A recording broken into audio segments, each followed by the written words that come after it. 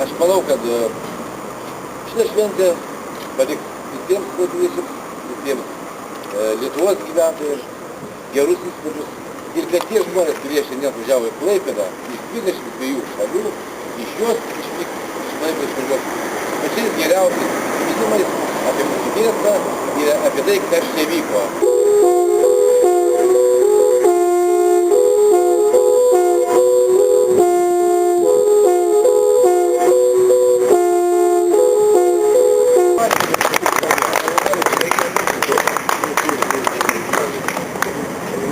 Ponas Bruno nepasakė svarbiausio, kad prieš 9 metus sprendimas buvo priimtas džiazo festivalio metu.